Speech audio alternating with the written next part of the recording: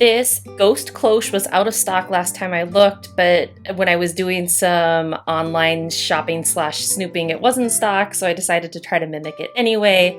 Grab one of these Dollar Tree cloche domes. They're in the regular craft aisle. You can usually get them year-round. You'll need some sort of skewer. I just took a pumpkin stem and I took the skewer off it, and then I popped on a little 1-inch styrofoam ball, and that's going to be the head of our little ghost. Then luckily there's a little hole in the base of that dome, so I was able to poke that skewer through and trim the little wood skewer down to size so that my ghost would be just the right height. And then I realized that little hole in the bottom of the dome wasn't big enough to run my little fairy lights through, so I had to pull out my drill and kind of make that hole just a tad bit bigger so then I could run through some battery operated fairy lights.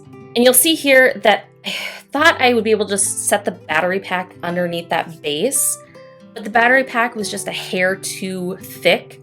So I'll show you at the end, the battery pack is just going to hang out. Unless you want to do something to make that base a little bit taller, feel free.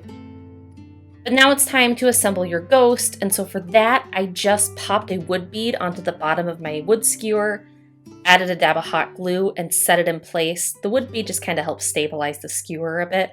Take your fairy lights, wrap them around. You want some of them wrapped around the styrofoam ball and some kind of hanging down so that you have light evenly distributed under the ghost's sheet. It can be kind of messy. It doesn't have to look perfect here. You just kind of gotta get them all bunched up together with lights fairly evenly spaced.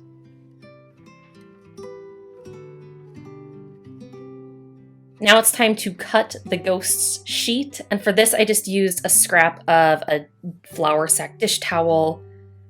Any scrap of thin white fabric will do. You want it to be thin enough that the light kind of shines through. But I took my fabric scissors and I initially cut a square, and I made sure that that was kind of the right size to cover the ghost but not hang too far down over the base, that black base there.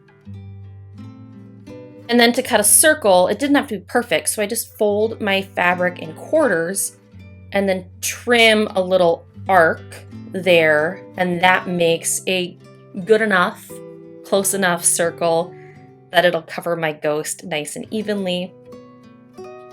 Then you just want to finish it off by making your ghost face, so I just took a Sharpie marker, 3 little black dots for eyes and a mouth, and you're in business. You can just hang that little circle fabric right over top of your styrofoam ball, pop the cloche dome lid right on it, and you've got a cute little ghost. Now, like I said, my battery pack stuck out, so when I displayed my cloche with my Halloween decorations, I set it on this raised slatted wood decor piece thing so that the battery pack could just sit underneath that and be hidden away.